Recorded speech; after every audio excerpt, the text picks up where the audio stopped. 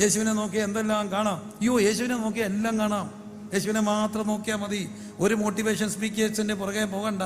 ഒരു motivation speech കേട്ടില്ലെങ്കിലും ആരെ നോക്കിയാൽ മതി? യേശുവിനെ നോക്കിയാൽ മതി. ഇന്ന് എവിടെയൊക്കെയോ ബന്ധങ്ങളൊക്കെ അകലുകയാണ്. അപ്പനും മക്കളും തമ്മിലുള്ള, അമ്മയും മക്കളും തമ്മിലുള്ള ബന്ധങ്ങൾ അകലുന്നു. ഇവിടെ ആരെ നോക്കണം?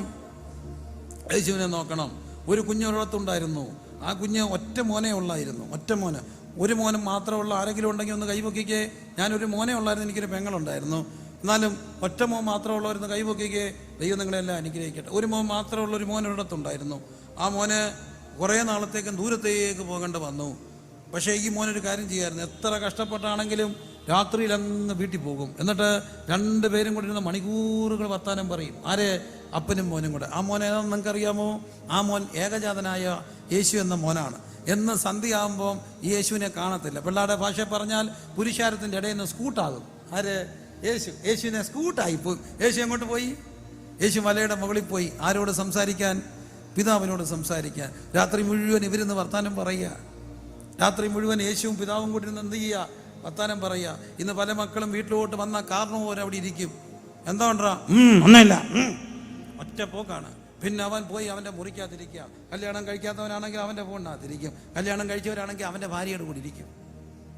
ഈ കാരണം ഇങ്ങനെ ഇരിക്കുകയാണ്. രണ്ടും കൂടെ ഇറങ്ങി ഒരു പോക്കുണ്ട്. തിരിച്ചു പോകുമ്പോൾ പോവാന്ന് ഒറ്റ പോക്കാം. നല്ല വാക്ക് പോവാന്ന് പോലും പറയാതെ പോകുമ്പോൾ എത്രയോ പേര് എന്നോട് പറഞ്ഞിട്ടുണ്ട്, ഒന്ന് മിണ്ടിയ എന്താ പറ്റും? അവരിങ്ങനെ നോക്കിയിരിക്കുകയാണ്. തിരുവായി മൊഴിയുന്നോന്ന് അറിയാൻ. തിരുവായി മൊഴിയുന്നോന്ന് അറിയാൻ. ഒരു കുഞ്ഞാണെങ്കിൽ മേളിൽ നിന്ന് ഇറങ്ങി വരത്തേ ഇല്ല.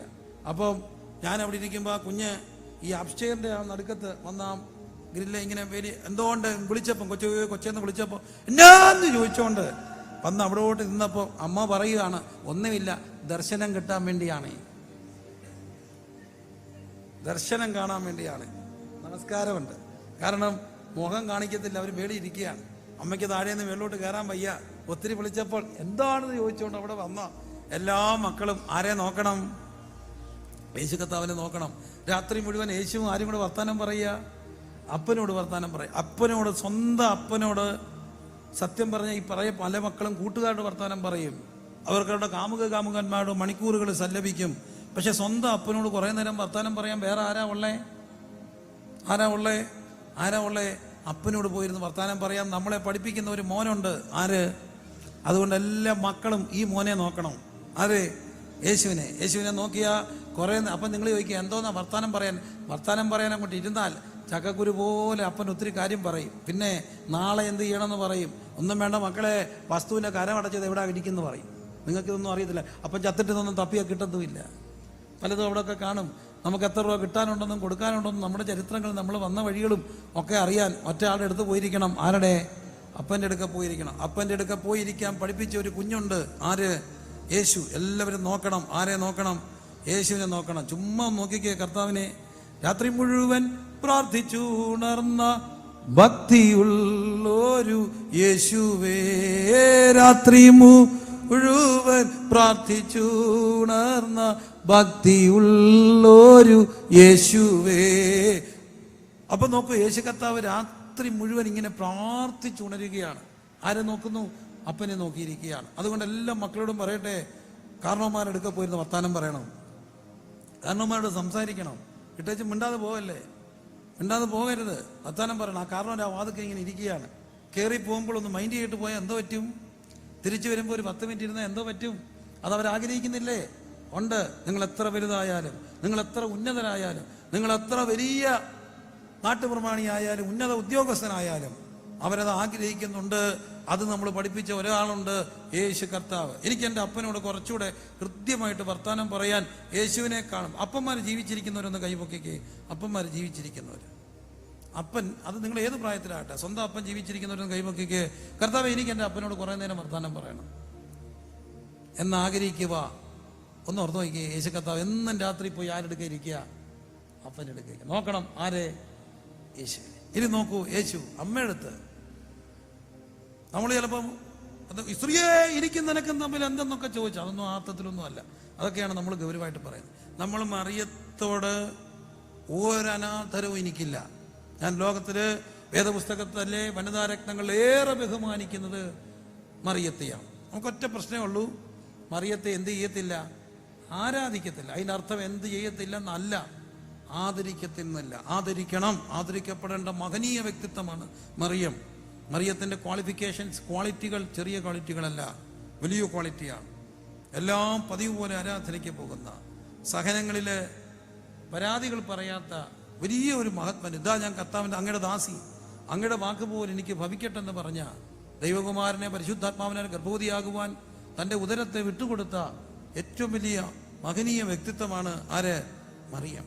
ഈ മറിയം ഒരു കുഞ്ഞിനെ പ്രസവിക്കുകയാണ്. പരിശുദ്ധാത്മാവിനാൽ ഗർഭവതിയായെങ്കിലും ഗർഭം അത് ചെറിയൊരു കാര്യമല്ല. ഗർഭം ഒരു ചെറിയ കാര്യമല്ല. ഗർഭത്തിൽ ഏറ്റവും കൂടുതൽ വേദനകൾ ഉണ്ടെങ്കിലും മനുഷ്യജീവിതത്തിൻ്റെ ഏറ്റവും വലിയ സന്തോഷകരമായ ഒരു നൊമ്പരമാണ് എന്ത്? ഗർഭകാലാവസ്ഥ, അല്ലേ?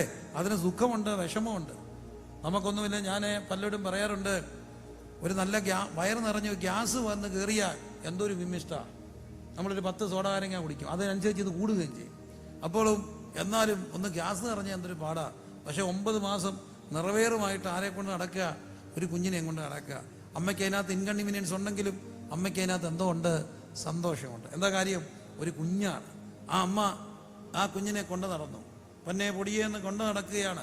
പ്രത്യേകിച്ച് പരിശുദ്ധാത്മാവിനാണ്. അതുകൊണ്ട് ജനങ്ങളുടെ മുമ്പിൽ അംഗീകാരമില്ല.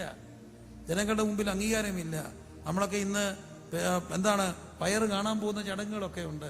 മറിയത്തിന് അതൊന്നും കിട്ടത്തില്ല. കാരണം ഇത് ഒഫീഷ്യൽ അല്ല. ആണോ? അല്ല. അതെല്ലാം സഹിച്ചു. ആർക്ക് വേണ്ടി? കുഞ്ഞിന് വേണ്ടി. അങ്ങനെ കുഞ്ഞിന് ജന്മം കൊടുത്തത് ഏറ്റവും പരിതാപകരമായ അവസ്ഥയിൽ ജന്മം കൊടുത്ത അമ്മ കുഞ്ഞിനെ വളർത്തി. 33 വയസ്സിൽ ഒരു കുഞ്ഞൻ വേദനപ്പെടുകയാണ്. ഈ കുഞ്ഞ് വേദനപ്പെടുമ്പോൾ അമ്മ കുരിശിന്റെ ചുവട്ടിൽ കിടപ്പുണ്ട്. തീവ്ര മരണത്തിന്റെ വേദനയിൽ ഈ കുഞ്ഞ് താപ്പോട്ട് നോക്കിയിട്ട് അമ്മയെ കണ്ടിട്ട് പറഞ്ഞു, അമ്മ യോഹന്നാനെ നോക്കിയിട്ട് പറഞ്ഞു, എൻ്റെ അമ്മയെ നോക്കിക്കോണം. അതതിൻ്റെ അർത്ഥം. ഇതാ നിന്റെ അമ്മ. അർത്ഥം യോഹന്നാനെ ആരെ ഏൽപ്പിച്ചു? ആരെ? അമ്മയെ ഏൽപ്പിച്ചു. ആ തീവ്ര വേദനയിലും അമ്മയോടുള്ള കടപ്പാട് മറക്കാത്ത ഒരു കുഞ്ഞിനെ കണ്ടോ? അതാണ് ആര്? യേശു. അമ്മയോടുള്ള കടപ്പാട് മറക്കാത്ത ചെറിയൊരു കാര്യമല്ല. അമ്മ ഇങ്ങനെ നോക്കിയിരിക്കുകയാണ്. അമ്മയോടുള്ള കടപ്പാട്. കുറേ നാൾക്ക് മുമ്പ് അമ്മ എന്ന് ഒരു നിഗൂഢമാണ്. അമ്മ എന്ന് പറയുന്നത് ഒരു നിഗൂഢമായ മർമ്മമാണ്. മനുഷ്യന് മനസ്സിലാക്കാൻ കഴിയാത്ത നിഗൂഢതകൾ ഒരു മാതൃത്വത്തിനുണ്ട്. മാതൃത്വത്തിന്റെ നിഗൂഢതകൾ ചെറുതല്ല. തമിഴ്നാട്ടിൽ നിന്ന് വന്ന് താമസമാക്കിയ ഒരു സഹോദരന്റെ അമ്മ മരിച്ചു എന്നൊരു വാർത്ത. അമ്മ മരിച്ചു എന്ന് കേട്ടപ്പോൾ അദ്ദേഹം ഒറ്റ മോനായിരുന്നു. അദ്ദേഹം വളരെ പാനിക്കായി. ഞാൻ അദ്ദേഹത്തോട് പറഞ്ഞു, ഒറ്റയ്ക്ക് പോകരുത് സഹോദരൻ, ഞാനും കൂടെ വരാം. ഞാൻ അദ്ദേഹത്തിന്റെ കൂടെ തമിഴ്നാട്ടിലേക്ക് പോയി, അങ്ങ് നാർക്കോവിനപ്പുറത്ത് കണ്ട്. അങ്ങനെ പോകുമ്പോൾ രാത്രി ഏറെയായി. പോകുന്ന വഴിക്കെല്ലാം കോള് വരുന്നുണ്ട്, നീ എവിടെയായി? എന്നാൽ അമ്മ മരിച്ചു എന്നുള്ള വാർത്ത കിട്ടിക്കൊണ്ടാ പോവുക. പക്ഷെ അത്ഭുതം, ഞങ്ങൾ അവിടെ ചെന്നിറങ്ങുമ്പോൾ ആ വീടിന് മുമ്പിൽ പടുത കെട്ടിയിട്ടുണ്ട്, ട്യൂബ് ലൈറ്റ് ഇട്ടിട്ടുണ്ട്, ആൾക്കാർ നിപ്പുണ്ട്. നാട്ടുകാരെ ഒന്ന് പറയുന്നു, പെട്ടെന്ന് കയറടാ, നിന്നെ നോക്കി കിടക്കുക. അമ്മ പോയി. അതും പറഞ്ഞുകൊണ്ട് ഞങ്ങൾ ചെന്നത്, നോക്കി കിടക്കുക. എന്നപ്പം അമ്മ ഒരു വെള്ളയൊക്കെ വിരിച്ച് കിടപ്പുണ്ട്. ചുറ്റും സഹോദരിമാരിരുന്ന് വേദോസം വായിക്കുകയും പാട്ട് പാടുകയും ചെയ്യുന്നു. മരണത്തിന് സംഭവിക്കുന്ന സകല കാര്യങ്ങൾ നടന്നിരിക്കും. പക്ഷെ സൂക്ഷിച്ചു നോക്കിയാൽ ആ അമ്മയുടെ തൊണ്ടക്കുഴിയിൽ ഒരു അനക്കം കാണാം. അമ്മ മരിച്ചിട്ടില്ല. ഈ മോൻ അടുത്തിരുന്നു. അമ്മ അമ്മ അമ്മ അമ്മ എന്ന് വിളിച്ചു. ഞാൻ കണ്ടുകൊണ്ട് നിൽക്കുകയാണ്. ഒട്ടും എക്സാറിനേഷൻ ഇല്ലാതെ പറയട്ടെ, അമ്മ ഇങ്ങനെ പിടിച്ചിട്ട് അമ്മയുടെ ചെവിയിലോട്ട് ഈ മോൻ പറഞ്ഞു, അമ്മ അപ്പനെ ഞാൻ നോക്കിക്കോളാം, പൊന്നുപോലെ നോക്കിക്കോളാം. അപ്പനെ ഞാൻ കൊണ്ടുപോയിക്കോളാം, പൊന്നുപോലെ നോക്കിക്കോളാം. പ്രിയരെ, ഇത് പറഞ്ഞപ്പോൾ ഈ അമ്മ കണ്ണു തുറന്ന് ഈ മോനെ നോക്കി, ഒന്ന് ചിരിച്ചു. അമ്മ മരിച്ചു. ഈ അമ്മ ആരെ ഏൽപ്പിക്കാതിരിക്കുക?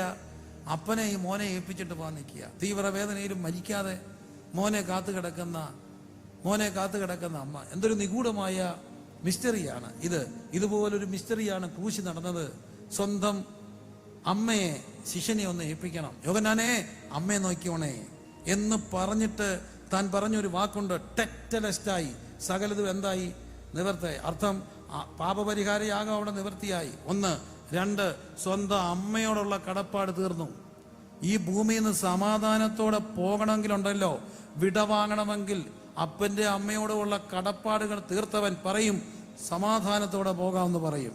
കടപ്പാടുകൾ തീർക്കാത്തവന്, ഞാനൊരു രാത്രിയിൽ ഒരിടത്ത് ചെന്നു.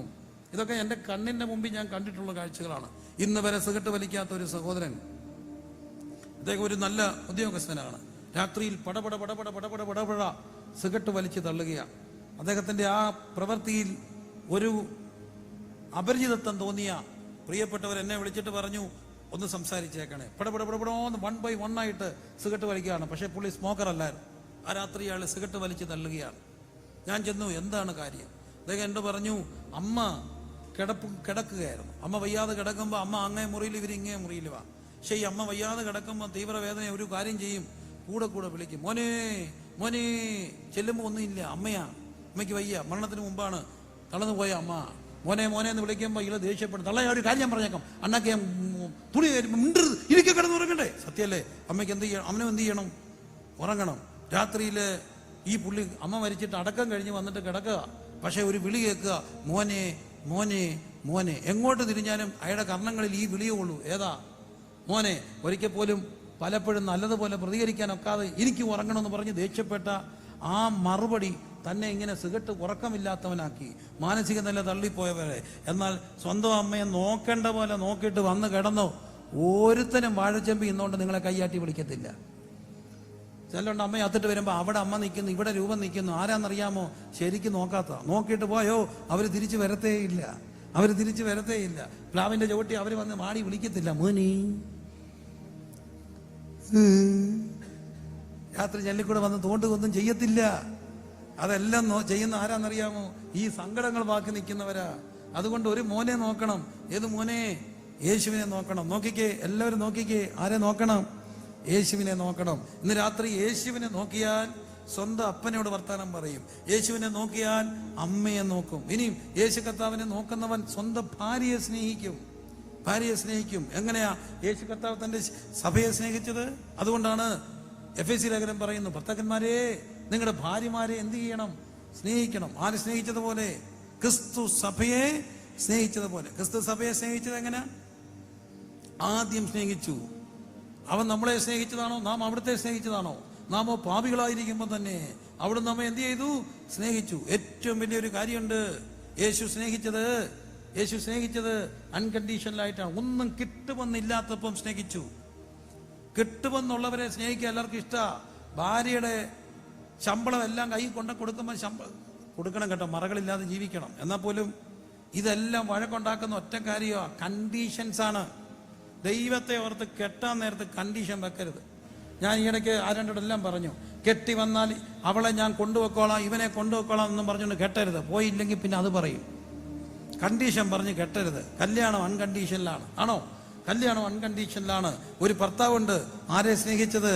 ഭാര്യയെ സ്നേഹിച്ചത്. എങ്ങനെയാ സ്നേഹിച്ചത്? ചേർത്ത് പിടിച്ചു. ഒന്നും കിട്ടാനില്ലാത്തപ്പോഴും ഒന്നും പ്രതീക്ഷിക്കാനില്ലാത്തപ്പോഴും ഭാര്യയെ സ്നേഹിച്ച, മണവാട്ടിയെ സ്നേഹിച്ച ഒരു മണവാളനുണ്ട്. ആര്? ക്രിസ്തു. ക്രിസ്തുവിനെ നോക്കിക്കേ. ഏത് ഭർത്താവും ഭാര്യയെ സ്നേഹിക്കും, ഏത് ഭാര്യയും ആ ക്രിസ്തുവിനെ കീഴടങ്ങും. അതുകൊണ്ട് നല്ല ഭർത്താവാകാൻ ആരെ നോക്കിയാൽ മതി? യേശുവിനെ നോക്കിയാൽ മതി. നല്ല ഭർത്താവാകാൻ സ്വന്തം ഭാര്യയുടെ ദുഃഖങ്ങൾ, അവിടെ മനസ്സ് മുറിഞ്ഞാൽ, അവിടെ മുഖം വാടിയാൽ, അവിടെ മനസ്സിൽ എന്താണെന്ന് അറിയാൻ കഴിയുന്ന ഒരു ഭർത്താവുണ്ട്. അതാണ് അരുമനാഥനായ ക്രിസ്തു. അതുകൊണ്ടാണ് അവൻ പ്രേമകാന്തനായി മാറുന്നത്. ഈ രാത്രി പറയട്ടെ, നല്ലൊരു ഭർത്താവാകാൻ ആരെ നോക്കണം? യേശുവിനെ നോക്കണം. നല്ല ഭർത്താവാകാൻ ആരെ നോക്കിയാൽ മതി? യേശുവിനെ നോക്കണം. നല്ല മകനാകാൻ ആരെ നോക്കണം? യേശുവിനെ നോക്കണം. നല്ല അപ്പനാകാൻ ആരെ നോക്കണം? യേശുവിനെ നോക്കണം. ലൂക്കോസിന്റെ സുവിശേഷം 15-ാം അധ്യായത്തിൽ കാണുന്നു, ഒരു അപ്പന് 2 മക്കളുണ്ടായിരുന്നു. ഒരു മൂത്ത മോനും ഇളയ മോനും. ഇളയ മോന് സ്വത്തെല്ലാം സ്വരൂപിച്ചിട്ട് അങ്ങ് ദൂരെ പോയിട്ട് എല്ലാം നഷ്ടപ്പെടുത്തി. അവൻ പന്നികളെ മേയിച്ചു. നാറ്റം വച്ച അവസ്ഥ. അവനെ കണ്ട ഒന്നിനും കൊള്ളത്തില്ല.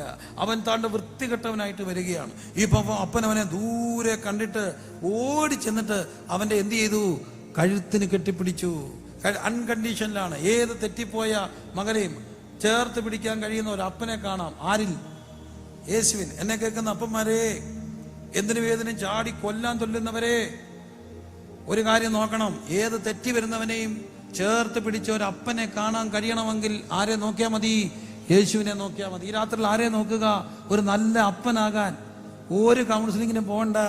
ഇന്നത്തെ പ്രത്യേകിച്ച് മോഡേൺ ജനറേഷനിൽ എങ്ങനെ ചേർത്ത് പിടിക്കണമെന്ന് അറിയാൻ ഒറ്റയാളെ നോക്കിയാൽ മതി. യേശു കർത്താവിനെ നോക്കിയാൽ മതി. യേശുവിനെ നോക്കുക, നല്ല അപ്പനാകും. നോക്കൂ, അവനെ ചേർത്ത് പിടിക്കുകയാണ്. അപ്പന്റെ സ്നേഹം തിരിച്ചറിഞ്ഞവൻ പറയുകയാണ്, എൻ്റെ പിതാവിൻ്റെ ഭവനത്തിലേക്ക് ഞാൻ മടങ്ങിപ്പോകും. അതുകൊണ്ട് നല്ലൊരു അപ്പനാകാൻ ഒറ്റ വഴിയേ ഉള്ളൂ, യേശുവിനെ ശ്രദ്ധിച്ച് നോക്കുക, യേശുവിനെ ശ്രദ്ധിച്ച് നോക്കുക. ഒരു പേരന്റിങ് കൗൺസിലിങ്ങിനൊന്നും പോകേണ്ട ആവശ്യമൊന്നുമില്ല, നല്ലത് പോയാൽ. പക്ഷെ ഏറ്റവും നല്ല പേരന്റ് കൗൺസിലർ ആരാണ്?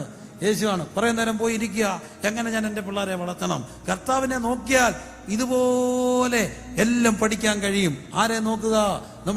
നമ്മൾ ഏറ്റുപറയുന്ന മഹാപുരോഹിതനായ ആരെ നോക്കുക? യേശുവിനെ നോക്കുക.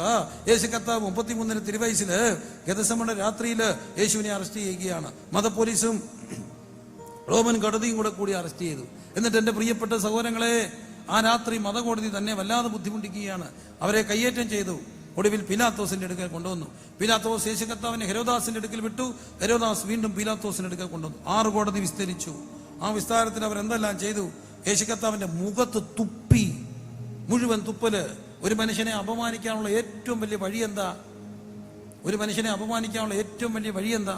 തുപ്പുകയാണ്. അതുകൊണ്ടാണ് നമ്മൾ പിള്ളേരൊക്കെ തുപ്പിയ നല്ല അടി കൊടുക്കും. മക്കളെ തുപ്പരുത്, തുപ്പുന്നത് തെറ്റാണ്. ഒരു മനുഷ്യനെ എന്ത് ചെയ്യരുത്? തുപ്പരുത്. ഒരു വീടിന്റെ മുമ്പിൽ നിന്നുകൊണ്ടും കാർക്കിച്ച് തുപ്പരുത്, ഭയങ്കര ദേഷ്യം വരും. ഒരു മനുഷ്യനെ കാണുക കാർക്കിച്ച് തുപ്പരുത്. എന്താ കാര്യം? അവനെ അപമാനിക്കാനുള്ള വഴിയാണ്. നമ്മൾ ചിലപ്പോൾ ഓർക്കുന്ന, നമ്മൾ ശ്രദ്ധിച്ചില്ലേ പോലും, ഒരു വീട്ടിൽ പഠിക്കാൻ പോയിന്ന് ഒരിക്കലും എന്ത് ചെയ്യരുത്? തുപ്പരുത്. കാരണം അത് അവർക്ക് ബുദ്ധിമുട്ടാണ്. ഒരു മനുഷ്യന്റെ മുഖത്ത് തുപ്പരുത്. അപ്പം നോക്കൂ, ഇവന്റെ മുഖത്ത് തുപ്പി. എന്നിട്ട് അവിടുത്തെ കണ്ണ് കെട്ടിയിട്ട് അവരെ അടിച്ചു. കണ്ണ് കെട്ടി തല്ലിയിട്ട് പറയുക, നീ പ്രവചിക്കുക, ആരാ നിന്നെ അടിച്ചത്? ഇതിനാണോ പ്രവചനം?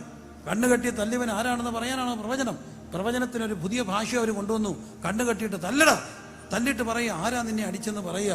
എന്നിട്ട് അവർ മുഷ്ടി ചുരുട്ടി ഇടിച്ചു. അവിടുത്തെ തലയിൽ മുൾക്കിരീടം വെച്ചു. എന്നിട്ട് അവർ അവനെ കോലുകൊണ്ട് അടിച്ചു, രക്താംബരം ധരിപ്പിച്ചു, കാൽവറി കുരിശിലേക്ക് കൊണ്ടുപോവുകയാണ്. ഗെത്സമനയിലേക്ക് മുതല് പിന്നെ പീലാത്തോസിന്റെ കൽത്തളം, അവിടുന്ന് ഗാഗുൽത്തായിലേക്കുള്ള യാത്ര, നീണ്ട മണിക്കൂറുകളുടെ കഷ്ടപീഡാസഹനം. കുരിശും എടുത്തുകൊണ്ട് കർത്താവ് ഗാഗുൽത്തിലേക്ക് പോവുകയാണ്. ഗാഗുൽത്തിലേക്ക് പോകണം. നോക്കണം യേശുവിനെ.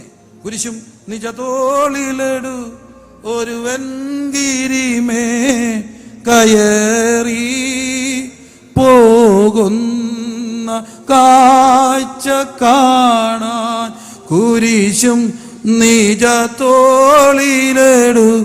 ഒരുവൻ ഗിരിമേ കയറി പോകുന്ന കാഴ്ച കാൺമി, അവനീശസുതൻ മഹിമോന്നതനം, അവനീശരനിൽ ബഹുവന്നിതന, അവനീശസുതൻ മഹിമോന്നതനം, അവനീശരനിൽ ബഹുവന്നിതന. നോക്കൂ, കുരിശും നിജ റോഡിലെടുത്തു കൊണ്ടുപോവുകയാണ്. ഭാരമേറിയ കുരിശ് തോളിൽ വെച്ചുകൊണ്ട് പോകുമ്പോൾ, ഭാരമേറിയ കുരിശ് തോളിൽ വെച്ചുകൊണ്ട് പോകുമ്പോൾ വീഴുകയാണ്. അങ്ങനെ കുരിശ് തോളിലൊരു ഭാരം ഇരിക്കുമ്പോൾ ഒരിക്കലും ഒരു വ്യക്തിയും എങ്ങോട്ട് വീഴത്തില്ല? പുറമോട്ട് വീഴത്തില്ല. എങ്ങോട്ടേ വീഴത്തുള്ളൂ? മുമ്പോട്ടേ വീഴത്തുള്ളൂ. മുമ്പോട്ട് വീഴുമ്പോൾ കുരിശിങ്ങനെ ഇരിക്കുകയാണ്. കൈ കുത്തുന്നതിന് മുമ്പ് മുഖമടിക്കും. അതുകൊണ്ട് മുഖമടിച്ച് വീണ് ഓൾറെഡി തുപ്പല്, കൈ മുഷ്ടി ചുരുട്ടി ഇടിച്ച്, തലയിലെ മുൾക്കിരീടം ചുരുട്ടി വെച്ച് അടിച്ച്, ഇനിയും വീണും എഴുന്നേറ്റും പോയപ്പോൾ യെശയ്യാവ് 52:14 പറയുന്നു, അവനെ കണ്ടാൽ ആളറിയാത്തവനെ പോലെ അവൻ വിരൂപനായി. അവൻ വിരൂപനായി. ഒരു സൗന്ദര്യം, അവൻ ഭയങ്കര സൗന്ദര്യമായിരുന്നു. ഓ, എന്തൊരു സൗന്ദര്യമായിരുന്നു യേശുവിന്. അതുകൊണ്ടാണ് ഉത്തമഗീതമൊക്കെ പറയുന്നത്, എൻ്റെ പ്രിയൻ വെണ്മയും ചുവപ്പും ഉള്ളവൻ, 10,000 ശ്രേഷ്ഠനായ സൗന്ദര്യത്തിന്റെ ഏറ്റവും വലിയ മൂർത്തിരൂപമായിരുന്ന, സൗന്ദര്യധാമമായിരുന്ന, പുരുഷ സൗന്ദര്യത്തിന്റെ ഏറ്റവും വലിയ പ്രതീകമായിരുന്ന പുനോമന കുമാരൻ കണ്ടാൽ ആളറിയാത്തവനായി മാറി. അവന്റെ രൂപം നഷ്ടപ്പെട്ടു. അവനെ നോക്കണം, അവനെ രൂപം നഷ്ടപ്പെട്ടു. കാൽവരി കുരിശിൽ 2 കള്ളന്മാരുടെ നടുവിൽ കിടക്കുമ്പോൾ അവിടുത്തെ രൂപമില്ല. കണ്ടാൽ അവനെ തിരിച്ചറിയാനാവാത്തതുപോലെ രൂപം പോയി. എന്തിനാണ് ഈ രൂപം പോയത്? മകനെ, എന്തിനാണ് ഈ രൂപം പോയത്? മകളെ, എന്തിനാണ് അവൻ വിരൂപനായത്? ഒറ്റക്കാര്യത്തിന് വേണ്ടിയാ. നമ്മുടെ സൗന്ദര്യം വീണ്ടെടുക്കാൻ അവിടുന്ന് വിരൂപനായി. പാപം മനുഷ്യന്റെ സൗന്ദര്യത്തെ കവർന്നെടുത്തു. എനിക്ക് ഭയങ്കര സങ്കടത്തോടാണ് ഞാനിത് പറയുക. ദൈവം ഈ ദിവസങ്ങളിൽ ഏൽപ്പിച്ച ഒരു സന്ദേശമാണിത്. നോക്കൂ, മനുഷ്യന്റെ ഒത്തിരി പിള്ളേരുടെ കണ്ണി നോക്കിയാൽ അറിയാം. ഞാനൊരു വളരെ ഒഫീഷ്യലായിട്ടുള്ള ഒത്തിരി പേരോട് സംസാരിച്ചു. മയക്കുമരുന്ന് ഉപയോഗിക്കുന്ന മക്കളെ എങ്ങനെ തിരിച്ചറിയാം? അവർ പറയുന്നത് വളരെ ഈസി ആയിട്ട് അറിയാമോ ഡോക്ടർ കരുൺ? അറിയാം. എങ്ങനെ അറിയാം? എവിടെ നോക്കിയാൽ മതി? കണ്ണി നോക്കിയാൽ അറിയാം. കണ്ണി നോക്കി കള്ളപ്പിള്ളാരെ കണ്ണി നോക്കിയാൽ അറിയാവുന്നവർക്ക് നിങ്ങൾ എന്താ എടുക്കുന്നതെന്ന് എങ്ങനെ അറിയാം? അവൻ്റെ കണ്ണ് ചത്ത കണ്ണ് പോലാകും. കണ്ണിൻ്റെ ശോഭ പോവും. അതിനു മുമ്പ് ആ കണ്ണിന് എന്ത് സൗന്ദര്യമായിരുന്നു, ആ കണ്ണിന് എന്ത് മനോഹാരിതയായിരുന്നു. മനുഷ്യൻ്റെ സൗന്ദര്യം പാപം വൈരൂപപ്പെടുത്തി. ഞാൻ കഴിഞ്ഞ ദിവസങ്ങൾ ഈ ഭാഗം സംസാരിക്കുകയാണ്. ഞാനിത് സംസാരിച്ചു കൊണ്ടിരിക്കുമ്പോൾ, വിരൂപനായ ക്രിസ്തുവിനെ കുറിച്ച് പറഞ്ഞുകൊണ്ടിരിക്കുമ്പോൾ, ഞാൻ പെട്ടെന്നൊരു പ്രസംഗിച്ചുകൊണ്ടിരിക്കുമ്പോൾ ദർശനം കാണുകയാണ്. അത് ഒരു ചെറുക്കനും പെണ്ണും കല്യാണം കഴിഞ്ഞ് ഇറങ്ങുന്ന ഒരു പെട്ടെന്ന് ഞാനത് കാണുകയാണ്. കല്യാണ വേഷത്തിൽ പെൺകുട്ടി, മണവാളിന്റെ വേഷത്തിൽ വരന്, രണ്ടുപേരും ഇറങ്ങി വരുമ്പോൾ, പള്ളിയിൽ നിന്ന് ഇങ്ങനെ ഇറങ്ങി വരുമ്പോൾ ഭയങ്കര ബഹളങ്ങള്, വലിയ സന്തോഷം, ആർപ്പുവിളികള്. അപ്പോൾ നല്ല ഒരുങ്ങി വന്ന കുട്ടികൾ ഓടി വന്നിട്ട് അവർക്ക് ബൊക്ക കൊടുക്കുന്നു. അവിടെ കഴുത്തിൽ രണ്ടിലും എന്തിട്ടു? മാലയിട്ടു. മാലയും ഇട്ട് ബൊക്കയും പിടിച്ച് നിൽക്കുന്ന കുഞ്ഞുങ്ങളുടെ ഫോട്ടോ, പഴയ ഫോട്ടോയാ. എന്ത് സൗന്ദര്യം അത് കാണാൻ! അതിന് ഭയങ്കര സൗന്ദര്യമുണ്ട്. പക്ഷെ ഇന്ന് അവരുടെ കാണാൻ അടുത്ത് തന്നെ ഞാൻ കാണുന്നത് അവർ കോടതി വരാന്തയിൽ ഇറങ്ങി വരുന്നതാണ്. കോടതി വരാന്തയിൽ നിന്ന് ഇറങ്ങി വരുമ്പോൾ രണ്ടായിട്ടാണ് ഇറങ്ങി വരിക. അതിനിടയ്ക്ക് കുഞ്ഞു ഓടി വന്ന് അപ്പൻ്റെ അടുക്കിലേക്ക് കെട്ടിപ്പിടിച്ചപ്പോൾ അമ്മയ്ക്കാണ് അവകാശമുള്ളത് കൊണ്ട്, കോടതി പറഞ്ഞത് കൊണ്ട് ആൾക്കാർ വന്ന് വലിച്ചുകൊണ്ട് കുഞ്ഞിനെ കൊണ്ടുപോകുമ്പോൾ കുഞ്ഞ് കരയുന്നു. പക്ഷെ നിസ്സഹാരായി നോക്കി നിൽക്കുന്നു. ഈ കാഴ്ചയ്ക്ക് എന്തെങ്കിലും സൗന്ദര്യമുണ്ടോ? ഇല്ല. നഷ്ടപ്പെട്ടു പോയി മനുഷ്യന്റെ സൗന്ദര്യം. മനുഷ്യന്റെ കാഴ്ചകളുടെ സൗന്ദര്യം നഷ്ടപ്പെട്ടു. ആ അപ്പനും മോനും കൂടി ഇരുന്ന് വർത്താനം പറഞ്ഞപ്പം എന്ത് സൗന്ദര്യമായിരുന്നു കാണാൻ. ആ അമ്മയും മകനും മരുമകളും കൂടെ നടക്കുന്ന കാണാൻ എന്ത് സൗന്ദര്യമായിരുന്നു. ഇന്ന് സൗന്ദര്യങ്ങൾ നഷ്ടപ്പെട്ട വൃദ്ധർ എവിടെയോ ഇരിക്കുകയാണ്. മനുഷ്യ ജീവിതത്തിന്റെ സൗന്ദര്യം നഷ്ടപ്പെട്ടു. ഇല്ലേ? എന്ത് സൗന്ദര്യമായിരുന്നു. അവരൊക്കെ ഉമ്മർത്തിരിക്കുക. അവരെ കിളവരാണ്, വാർദ്ധക്യമാണ്, പല്ല് പൊഴിഞ്ഞവരാണ്. രണ്ടുപേരും കൂടെ ചിരിച്ചുകൊണ്ടിരിക്കുമ്പോൾ അതിലൊരു സൗന്ദര്യമുണ്ട്. ഈ സൗന്ദര്യങ്ങളെല്ലാം മാനവകുലത്തിന് നഷ്ടപ്പെട്ട് പ്രശ്നങ്ങളിലേക്ക് പോയി. പരസ്പരം മിണ്ടിക്കൊണ്ടിരിക്കുന്ന കുഞ്ഞുങ്ങൾ, കുടുംബങ്ങൾ എന്ത് സൗന്ദര്യമായിരുന്നു. ഇന്ന് പരസ്പരം മിണ്ടാത്ത ഒരു സമൂഹം. എന്താണ്? അവർക്ക് ആർക്കും മിണ്ടാനൊന്നുമില്ല. കുഞ്ഞ് എന്തെങ്കിലും ഒന്ന് പറ, അല്ല എന്തോ പറയാനാ, ഒന്നും പറയാനില്ലാത്ത ഒരു കാര്യം. ആർക്കും ആരോടും മിണ്ടാനില്ലാത്ത സൗന്ദര്യം പോയെന്ന തലമുറ. ഈ സൗന്ദര്യം വീണ്ടെടുക്കപ്പെടാൻ ഒറ്റ വഴിയേ ഉള്ളൂ. നമുക്ക് വേണ്ടി വിരൂപപ്പെട്ട ക്രിസ്തുവിനെ നോക്കുമ്പോൾ മനുഷ്യ ജീവിതത്തിന്റെ എല്ലാ സന്തോഷങ്ങളുടെ സൗന്ദര്യങ്ങളും വീണ്ടെടുക്കപ്പെടും. കരങ്ങളടിച്ച് സ്തുതിച്ചേ ഹല്ലേലൂയ, ഹല്ലേലൂയ, ഹല്ലേലൂയ. എല്ലാ പ്രിയപ്പെട്ടവരും യേശുവിനെ നോക്കിക്കേ. ഹല്ലേലൂയ. നിശബ്ദമാണ് ആ വീടുകൾ ഇന്ന്. സംസാരം കൊണ്ടും സംഭാഷണം കൊണ്ടും സന്തോഷം കൊണ്ടും സ്നേഹം കൊണ്ടും ഒക്കെ ഭയങ്കരമായിരുന്ന, സന്തോഷകരമായിരുന്ന, അസൂയാവഹമായിരുന്ന സന്തോഷാനുഭവങ്ങൾ ഉണ്ടായിരുന്ന കുടുംബങ്ങൾ ഇന്ന് പരസ്പരം മിണ്ടാത്ത ലോകത്തേക്ക് പോയി. ആ പെൺകുഞ്ഞ് അവരുടെ ജീവിതത്തിന്റെ സൗന്ദര്യത്തെ കെടുത്തി. ആ ആൺകുഞ്ഞ് അവരുടെ സൗന്ദര്യത്തെ കെടുത്തി. ഇഷ്ടമുള്ള കല്യാണം കഴിച്ചതോടുകൂടി അവരുടെ വീടിന്റെ സൗന്ദര്യം പോയി. ഇന്ന് രാത്രി കർത്താവ് പറയുന്നു, നിന്റെ വീടിന്റെ സൗന്ദര്യത്തെ മടക്കിത്തരാൻ, നിന്റെ കുഞ്ഞിന്റെ സൗന്ദര്യത്തെ മടക്കിത്തരാൻ, നിന്റെ ദാമ്പത്യത്തിന്റെ സൗന്ദര്യത്തെ മടക്കിത്തരാൻ ഒരാൾ വിരൂപനായിട്ടുണ്ട്. യേശു കർത്താവ്. ശ്രദ്ധിച്ചു നോക്കിക്കേ യേശുവിനെ ശ്രദ്ധിച്ചു നോക്കിക്കേ. റിബ ലഗ ദുന ബന അഥന റിക നഗതന ഹംദന. ഈ രാത്രി മാനവകുലമേ നോക്കുക, മാനവരാശിയെ തല ഉയർത്തി നോക്കുക. ആരെ നോക്കണം? യേശുവിനെ നോക്കണം. യേശുവിനെ നോക്കുമ്പോ നിങ്ങളുടെ ജീവിതത്തിന്റെ നഷ്ടപ്പെട്ട സൗന്ദര്യങ്ങൾ തിരിച്ചു കിട്ടും. വേഗത്തിൽ ഞാൻ മുമ്പോട്ട് പോകട്ടെ. ഒത്തിരി പേര് പാപത്തിന്റെ കുത്തൊഴുക്കിലേക്ക് പോവുകയാണ്. അതുകൊണ്ടാണ് എബ്രായ ലേഖന കർത്താവ് പറയുന്ന ഒരു കാര്യമുണ്ട്, പാപം നിങ്ങളെ ചതിക്കും. പാപത്തിന്റെ ചതിക്കുഴി. സർപ്പം ഉപായത്താൽ ആരെ ചതിച്ചു? ഹവ്വയെ ചതിച്ചു. പാപം ചതിക്കും. പാപത്തിന്റെ ചതിക്കുഴികളിൽ മനുഷ്യൻ വീണു പോകുമ്പോൾ എബ്രായ ലേഖനം പറയുന്നു, പാപത്തിന്റെ തൽക്കാല ഭോഗം അതിൽപ്പെട്ടാണ് പോകുക. എങ്ങനെ ഈ ചതിയിൽ നിന്ന് രക്ഷപ്പെടാൻ? ഞാൻ ഒത്തിരി മക്കളോട് ചോദിച്ചു, എപ്പോഴാ കുടിച്ചത്? ടൂറിന് പോയപ്പോൾ നിർബന്ധിച്ചപ്പം കുടിച്ചു. അവരെ കുടിച്ചില്ലെങ്കിൽ എന്ത് വിചാരിക്കും? കുടിച്ചുപോയി. നോക്ക്, പലരും പാപത്തിന്റെ ചതിക്കുഴിപ്പെട്ടു. അല്ലാതെ ടെൻഷൻ അടിച്ചിരുന്നപ്പോഴാണ്, സ്ട്രെസ് കൂടിയിരിക്കുന്ന സുഹൃത്തിനെ കണ്ടപ്പം സുഹൃത്ത് കൊടുത്തു, ഇതൊന്ന് രുചിച്ചു, അല്ല ഇതൊന്ന് ഇഞ്ചക്ട് ചെയ്തു. അതോടുകൂടി അവൻ അടിമയായിട്ട് മാറുന്നു. പലപ്പോഴും സംഭവിച്ചത് പാപത്തിന്റെ ചതുക്കുഴിയ. വളരെ കൂട്ടുകാരായിരുന്നവർ ഒരു നിമിഷ നേരത്തെ ട്വിസ്റ്റാണ്. ദേ വർ വെരി ഗുഡ് ഫ്രണ്ട്സ്. പക്ഷെ ഒരു ദിവസം അവർ ചോദിച്ചു, എനിക്ക് നിന്നെ ഇഷ്ടമാണ്. പ്രൊപ്പോസ് ചെയ്തപ്പോൾ എന്താ പറ്റി? കമ്മിറ്റഡ് ആയി പോയെന്ന്. ഒരു കൊച്ചു എനിക്കൊരു കത്തയച്ചു തരിക. I am committed. ഞാൻ ചോദിച്ചു, committed to suicide? I am committed. വയസ്സ് മൊട്ടേന്ന് വിരിഞ്ഞില്ല, പറയുകയാണ് എന്ത്? കമ്മിറ്റഡാ. പാപത്തിന്റെ എന്താണ്? ചതിക്കുഴികളിലേക്ക് പെടുകയാണ്. പാപത്തിന്റെ ചതിക്കുഴിയിൽ നിന്ന് എങ്ങനെ രക്ഷപ്പെടാം? ഒറ്റ കാര്യമുള്ളൂ, യേശുവിനെ നോക്കുന്നവൻ പാപത്തിന്റെ ചതിക്കുഴി പെടില്ല. രണ്ട് അനുഭവങ്ങൾ വായനയൊക്കെ കിട്ടിയത് മനസ്സിൽ കിടപ്പുണ്ട്. വായനാനുഭവങ്ങളാണ്. ഒരു കുഞ്ഞ് അവൻ കൊച്ചു കുഞ്ഞാണ്, അവൻ പാവം പിടിച്ച ഒരു വീട്ടിലെ കുഞ്ഞ്. അവൻ എന്ത് ചെയ്തു? അവൻ പഠിച്ചു മിടുക്കനായി. പഴയ പ്രീ ഡിഗ്രി കഴിഞ്ഞപ്പോൾ, ഇന്ന് +2 വന്ന് പ്രീ ഡിഗ്രി കഴിഞ്ഞപ്പോൾ അവൻ എൻട്രൻസ് എഴുതി കിട്ടി. അവന് MBBSന് അഡ്മിഷൻ കിട്ടി. ഗവൺമെൻറ് മെഡിക്കൽ കോളേജിൽ അവൻ MBBSന് ചേരുമ്പോൾ, പക്ഷെ അവിടെ ഒത്തിരി പണക്കാർ മക്കളുണ്ട്. NRE കോട്ടയിലും ഒക്കെ വന്ന മക്കളും പിന്നെ സമ്പന്നതയുടെ മടുത്തൊട്ടി വളർന്ന പിള്ളേർ. ഇവൻ പാവം പിടിച്ച ഒരു വീട്ടിലെ കുഞ്ഞ്. അവൻ്റെ ഹോസ്റ്റൽ മുറിയിൽ മയക്കുമരുന്നുണ്ട്, മദ്യമുണ്ട്, പാർട്ടിയുണ്ട്, ബർത്ത്ഡേ പാർട്ടിയുണ്ട്, ബഹളം ബഹളം ബഹളം ബഹളം. ഇവനും കുടിക്കണോ നിർബന്ധത്തിനായി അവരെ അല്ലെങ്കിൽ വല്ലാതെ കമ്പനി ചെയ്യുന്നു. ഇവൻ അപ്പനൊരു കത്തെഴുതി, അപ്പാ എനിക്കിവിടെ നിൽക്കാൻ ഒക്കെയില്ല, നമ്മൾ പാവം പിടിച്ചവരാ, ഇതെല്ലാം വലിയ കാശുകാരാ, ഇവരിവിടെ നമുക്ക് നിൽക്കാൻ ഒക്കത്തില്ല, ഇവിടെ കൾച്ചർ വേറെയാ, അതുകൊണ്ടൊരു കാര്യം ചെയ്യും, ഞാനങ്ങ് തിരിച്ചു വരികയാ. ഡോക്ടറായില്ലെങ്കിൽ ഡോക്ടറായില്ലെന്നല്ലേ ഉള്ളൂ, കുടിയനാകത്തില്ലല്ലോ. അച്ഛൻ പറഞ്ഞ് എൻ്റെ കുഞ്ഞ് ഒരു കുഴപ്പം വരത്തില്ല, നീ കുടിക്കില്ല, നീ ഡോക്ടറാകും. ഒരാഴ്ച കഴിഞ്ഞപ്പോൾ ഈ മകൻ്റെ തപാലിൽ അവൻ്റെ ഹോസ്റ്റലിൽ നിന്ന് അവനെ വിളിക്കുന്ന നിനക്കൊരു പാഴ്സലുണ്ട്. ചെന്നപ്പോൾ എന്താണെന്ന് അറിയാമോ? അപ്പൻ്റെ ഒരു ഫോട്ടോ എടുത്ത് അപ്പൻ ഫ്രെയിം ചെയ്ത് അയച്ചേക്കുക. എന്താണ് ആ ഫോട്ടോ? പഴയ ചെങ്കുത്തായ ഒരു കരിങ്കല്ല് ക്വാറി, അതിങ്ങനെ പൊട്ടിച്ച് ഉയരമുള്ള പാറമട പുറകിൽ. അന്ന് ഇന്നത്തെ പോലെ ക്വാറിയിലൊക്കെ 3/4 ഇഞ്ച് 1.5 ഇഞ്ച് 1 ഇഞ്ച് ഒന്നും വരികയല്ല. ഏത് ഇഞ്ച് വേണോ അത് സാധാരണക്കാർ കുത്തിയിരുന്ന് പാറ എന്ത് ചെയ്യുക, ചുറ്റിയേക്ക് അടിക്കുകയാണ്. അങ്ങനെ പാറയ്ക്ക് അകത്ത് കുത്തിയിരുന്ന് മിറ്റിലടിക്കുന്ന ഒരു അപ്പൻ്റെ ഫോട്ടോ. ചെങ്കുത്താണ് ആ പാറ, അതിൻ്റെ പുറകിൽ ഒരു ഓലക്കീറ് ഞാട്ടി നെട്ടിട്ടുണ്ട്, വലിയ വെയിലാണ്. അവൻ കുത്തിയിരുന്ന് അപ്പൻ അടിക്കുകയാണ്, കുത്തിയിരുന്ന് മിറ്റിലിട്ട് അടിക്കുന്ന അപ്പൻ്റെ ഫോട്ടോ. വെയിൽ അവിടെ കടിച്ചു വരുന്നുണ്ട്. ഈ ഫോട്ടോ അയച്ചു കൊടുത്ത് ഫ്രെയിം ചെയ്തിട്ട് മോന് കൊടുത്തിട്ട് പറഞ്ഞു, എപ്പം കുടിക്കണമെന്ന് തോന്നുമോ, കൈവിട്ട് പോകുമെന്ന് തോന്നുമ്പോൾ എൻ്റെ കുഞ്ഞ് ഈ ഫോട്ടോയിൽ നോക്കിയാൽ മതി, നീ കുടിക്കില്ല. സത്യാണ്, പാപം ചെയ്യാൻ തോന്നുമ്പോൾ എനിക്ക് വേണ്ടി വികൃതനായ യേശുവിനെ നോക്കുന്ന ഒറ്റയാളും പാപത്തിൽ പെടില്ല കുഞ്ഞെ. ക്രൂശിനെ സ്നേഹിച്ച, ക്രൂശിനെ കണ്ട ഒരാൾക്കും പാപം ചെയ്യാൻ കഴിയില്ല. 2, ഒരമ്മ ഇതുപോലൊരു കുഞ്ഞിൻ്റെ അവനോട് പറയാതെ നഗരത്തിലേക്ക് പഠിക്കാൻ പോയ കുഞ്ഞിൻ്റെ മുറിയിൽ ചെന്നു. അവൻ പുറത്ത് താമസിക്കുകയാണ്, ലോഡ്ജിൽ താമസിക്കുകയാണ്. അവന് ലോഡ്ജിൽ താമസിച്ചുകൊണ്ട് പഠിക്കുന്ന കുഞ്ഞിനെ കാണാൻ ചെന്നപ്പോൾ അമ്മ ഞെട്ടിപ്പോയി. അമ്മയ്ക്ക് കയറാൻ കഴിയാത്ത പോലെ ആ മുറി നിറച്ച്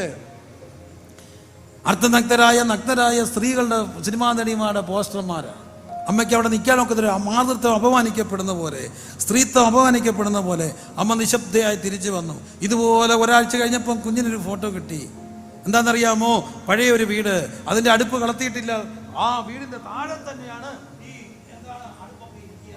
അവിടെ ഇരുന്നു കൊണ്ട് അമ്മ അടുപ്പ് വൃത്തിയാക്കിയിട്ട് കുഴല് വെച്ച് ഊതി തീ കത്തിക്കുന്ന അമ്മ.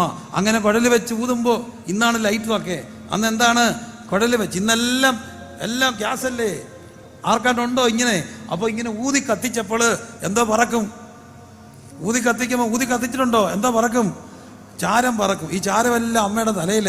ഇത് രാവിലെ കാപ്പി അലർത്താൻ വേണ്ടി അവിടെ കുത്തിച്ചിരുന്ന് കാപ്പി ഊതുന്ന അമ്മയുടെ ഒരു ഫോട്ടോ എടുത്ത് അമ്മ അയച്ചു കൊടുത്തു. അവൻ ആ ഫോട്ടോ അവിടെ കെട്ടി തൂക്കി. പക്ഷെ ഒരു കാര്യം സംഭവിച്ചു, അമ്മയുടെ ഫോട്ടോയുടെ ഇപ്പത്തിരുന്ന പെണ്ണിനെ അവൻ കീറി, അമ്മയുടെ പെണ്ണിന്റെ അപ്പുറത്തിരുന്ന പെണ്ണിനെ അവൻ കീറി. ചുരുക്കത്തെ ആ മുറിയിലെ മുഴുവൻ ഫോട്ടോയും കീറി. അമ്മയുടെ ഫോട്ടോ വെച്ചിട്ട് ഇപ്പുറത്ത് തുണിയില്ലാത്ത പെണ്ണിന്റെ ഫോട്ടോ വെക്കാൻ ധൈര്യമുള്ള ഏതെങ്കിലും ഒരു ചെറുക്കനുണ്ടോ? ഇല്ല. അമ്മയുടെ ഫോട്ടോ വെച്ചിട്ട് ഇപ്പുറത്ത് വേണ്ടാത്ത ഒരു ഫോട്ടോ വെക്കുവോ? ഇല്ല. അവൻ ഓരോന്നും കീറി. എന്താ? അമ്മയ്ക്കറിയാം, എന്നെ കണ്ടാൽ ആ ചെറുക്കൻ കീറിയിരിക്കും. ഇതുപോലെ തന്നെ എൻ്റെ ക്രിസ്തുവിനെ നോക്കുന്ന ഒരുവനും പാപത്തിന്റെ തൽക്കാല ഭോഗത്തിലേക്ക് വല്ലപ്പോഴും ഒഴുകിപ്പോകത്തില്ല. നോക്കണം, ആരെ? യേശുവിനെ നോക്കണം. ഇന്ന് രാത്രി എന്നെ കേൾക്കുന്ന പ്രിയപ്പെട്ടവരെ, എന്തെങ്കിലും കാര്യത്തിൽ സ്വന്തം ഭാര്യ വിട്ടേച്ച് പോകാൻ തോന്നുന്നവൻ യേശുവിനെ നോക്കണം. ചേർത്ത് പിടിച്ച തൻ്റെ മണവാട്ടിയെ ഇങ്ങനെ ചേർത്ത് പിടിച്ച ഒരു യേശുവിനെ കാണണം. ഹല്ലേലൂയ. അമ്മയോട് വഴക്കുണ്ടാക്കുന്നവരെ, അമ്മയെ നോക്കാത്തവരെ നോക്കണം. ആരെ? തീവ്ര വേദനയിലും താഴേക്ക് നോക്കി പറഞ്ഞു, ഇതോ നിന്റെ അമ്മ എന്ന് പറഞ്ഞ് യേശുവിനെ നോക്കണം. അപ്പനോട് മിണ്ടിയിട്ട് വർഷങ്ങളായി, ഒന്നും മനസ്സ് തുറന്ന് അപ്പനോട് സംസാരിക്കാൻ മടിയുള്ള നവ തലമുറയുടെ ലോകമേ, നിന്നോട് ഞാൻ പറയുന്നു, നീ രാത്രി മുഴുവൻ പ്രാർത്ഥിച്ചിരുന്ന വർത്താനം പറഞ്ഞ പിതാവേ, ഞാനും നീ ഒന്നായിരുന്നത് പോലെ ഇവരും നമ്മിൽ ഒന്നാക്കണമെന്ന് പറഞ്ഞ യേശുവിനെ നോക്കുക. അധ്വാനിക്കാനും ജോലി ചെയ്യാനും മടിയുള്ളവരെ, സുഖലോലുപതയുടെ മടിത്തട്ടി കിടന്നുകൊണ്ട് ഒരു ജോലിയുടെ മഹത്വം തിരിച്ചറിയാൻ കഴിയാത്തവരെ, ഇന്ന് രാത്രിയിൽ നല്ല പ്രായത്തിൽ അധ്വാനിച്ച ഒരുവനെ നോക്കിക്കേ. യേശുവിനെ. സ്ക്രീനേജ് ആയിട്ടുള്ള തലമുറയെ മണിക്കൂറുകൾ മൊബൈലിന്റെ മുമ്പിൽ മണിക്കൂറുകൾ അവരവരുടെ ഡിവൈസസിന്റെ മുമ്പിൽ ഒരു കാര്യവുമില്ലാതെ സമയം ചെലവഴിക്കുന്ന പ്രിയപ്പെട്ടവരോട് ഞാൻ പറയട്ടെ, ഒരാളെ നോക്കണോ? 12ാമത്തെ വയസ്സിൽ തോറായിയുടെ മുമ്പിൽ ഇരുന്നു കൊണ്ട് വചനത്തിന്റെ ചുറ്റി വിടുന്ന യേശുവിനെ നോക്കണം. ഈ രാത്രി നോക്കാൻ ഒരിടമുണ്ട്. നിന്റെ മുമ്പിൽ കൂട്ടുകാര് ബിയർ കുപ്പി എടുത്തുകൊണ്ട് കുടിക്കാൻ നിർബന്ധിക്കുമ്പോ ഒരു സിപ്പ് എടുത്തില്ലെങ്കിൽ മോശമാണെന്ന് തോന്നുന്ന സമയത്ത് ഒരാളെ നോക്കണം. ആരെ? ആളറിയാത്തവനോ ആയി മാറിയ യേശുവിനെ. റിബ നക ധന ശബ ലക. നിന്റെ കാമുകം നിന്നെ വേണ്ടാത്തത് നിർബന്ധിക്കുമ്പോ, ഒരിക്കലെന്ന് മാത്രം പറഞ്ഞ് പാപത്തിന് പ്രലോഭിപ്പിക്കുമ്പോൾ ഒരാളെ നോക്കണോ? ആരെ? ഇങ്ങനെ വിശുദ്ധനാക്കാൻ വേണ്ടി കാൽവറി പിടഞ്ഞ് രൂപഗുണം നഷ്ടപ്പെട്ട ഒരുവനെ, യേശുവിനെ. പാപത്തിന്റെ തൽക്കോല ഭോഗത്തെ കാട്ടിലോ ഈ രാത്രി നമുക്ക് നോക്കാം. ആരെ? യേശുവിനെ. എല്ലാ കണ്ണുകളും അടച്ച് കർത്താവിനെ ഒന്ന് നോക്കിക്കേ. എന്റെ ഹൃദയം യേശുവിനെ നോക്കിക്കേ മക്കളെ. എന്തിനാണ് കർത്താവ് ഇതെല്ലാം ചെയ്തത്? നമുക്ക് വേണ്ടി. എല്ലാ കണ്ണടച്ച്. രൂപം പോയി, കണ്ടാൽ ആളറിയത്തില്ല. പൊന്നോമന കുമാരൻ എന്തൊരു സൗന്ദര്യമായിരുന്നു അറിയാമോ? എന്തൊരു സൗന്ദര്യമായിരുന്നു. ഒരു കലാകാരനും വരച്ചു തീർക്കാനാവാത്ത സൗന്ദര്യം.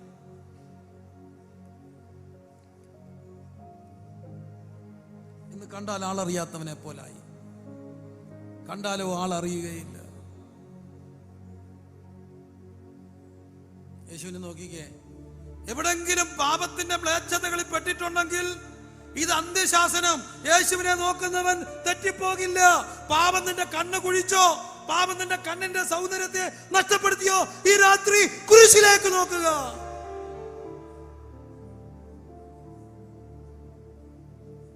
യേശുവിനെ നോക്കുക. എല്ലാവരും ക്രൂശിനെ ധ്യാനിച്ച്. ഈ ക്രൂശിന്റെ സ്നേഹമാണ് ഞങ്ങളെ നിർബന്ധിക്കുന്നത്. എത്രയോ വട്ടം ഒതുങ്ങിയാൽ മതി, ഒരു പരുവത്തിലൊക്കെ പോയാൽ മതി എന്ന് ചിന്തിച്ച എത്രയോ ദിവസങ്ങൾ. പക്ഷെ ഇന്നും വീണ്ടും വീണ്ടും വീണ്ടും സുവിശേഷ വേലയിൽ നിർത്തുന്നത് ഈ യേശുവിന്റെ സ്നേഹം. അവനെ നോക്കുമ്പോൾ അവൻ വികൃതനായി. അവർ അവന്റെ മുഖത്ത് തുപ്പി, അവർ അവനെ കൈയുരുട്ടി, അവനെ മുട്ടിയുരുട്ടി ഇട്ടിച്ചു, കണ്ണുകെട്ടി തല്ലി. നിന്നെ അടിച്ചത് ആരാന്ന് പ്രവചിക്ക.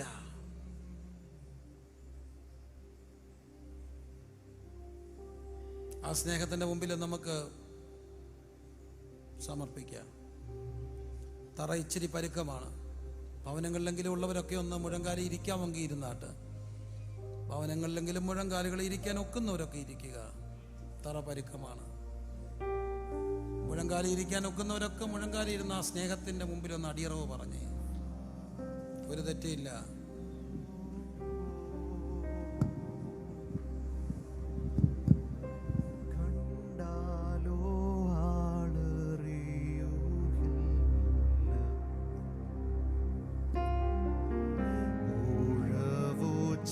പോൽ മുറിഞ്ഞിടുന്നു, കണ്ടാലോ മുഖശോഭയില്ല.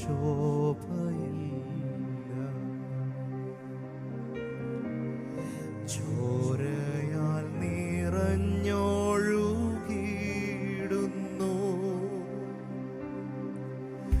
കണ്ടാലോ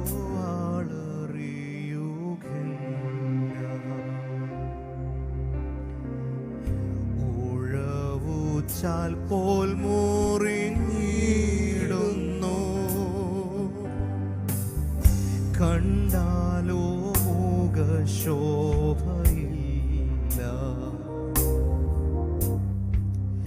ചോരയാൽ നിറഞ്ഞൊഴുകിയിടുന്നു,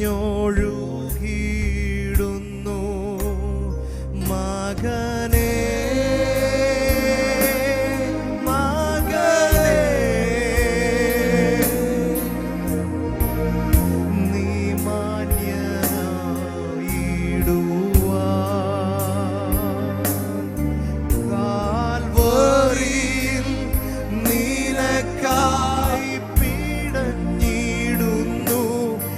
God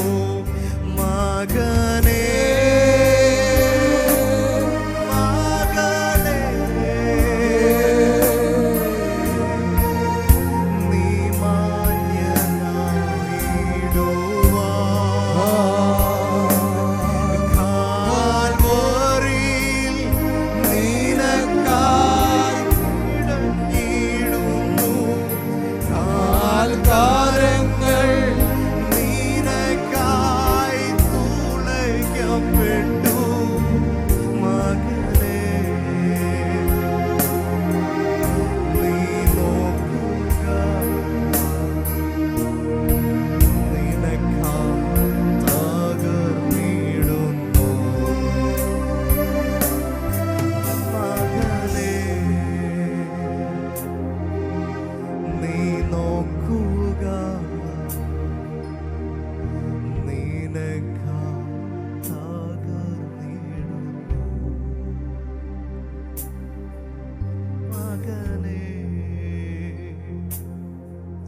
നീ നോക്കുക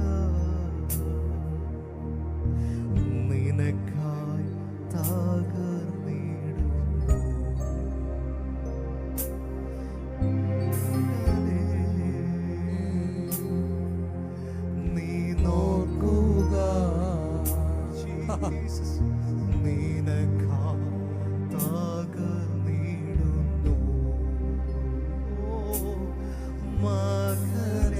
രാത്രിയിൽ ആ സ്നേഹത്തെ നോക്കിക്കേ.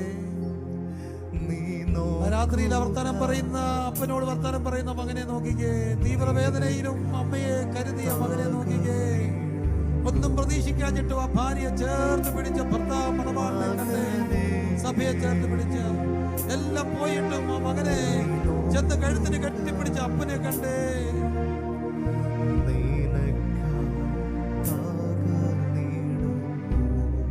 യേശുവിനെ നോക്കുക. മകനേ നീ നോക്കുക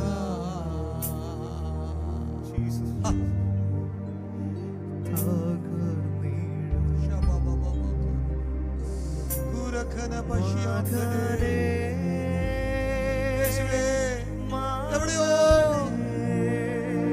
മരവിച്ചു പോയ മനുഷ്യ ജീവിതങ്ങള്, സൗന്ദര്യം നഷ്ടപ്പെട്ട കണ്ണുകള്, പിരിഞ്ഞുപോയ ദമ്പതികള്, വഴക്കടിക്കുന്ന കുടുംബങ്ങളുടെ സൗന്ദര്യം നഷ്ടപ്പെട്ടു. യേശുവിന്റെ നാമത്തിൽ ഇന്ന് രാത്രി ഞങ്ങൾ വിശ്വസിക്കുന്നു, ഞങ്ങളുടെ ജീവിതത്തിന്റെ സൗന്ദര്യം വീണ്ടെടുക്കുക, ഞങ്ങളുടെ ആത്മാവിന്റെയും ദേഹിയുടെയും മനസ്സിന്റെയും ശരീരത്തിന്റെയും സൗന്ദര്യം വീണ്ടെടുക്കുക.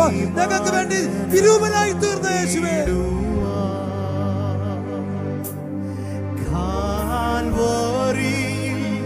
യേശുവേ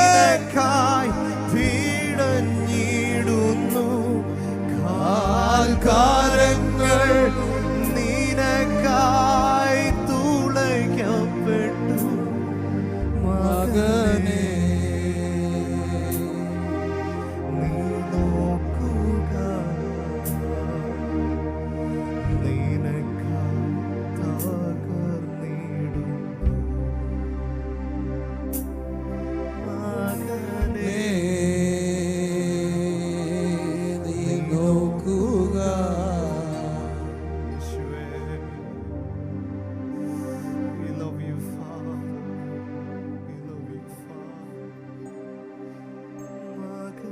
പിതാവേ, ഞങ്ങൾ അങ്ങയുടെ മുഖത്തേക്ക് നോക്കുന്നു. അങ്ങ് വിരൂപനായത് ഞങ്ങളുടെ സൗന്ദര്യം വീണ്ടെടുക്കുന്നു.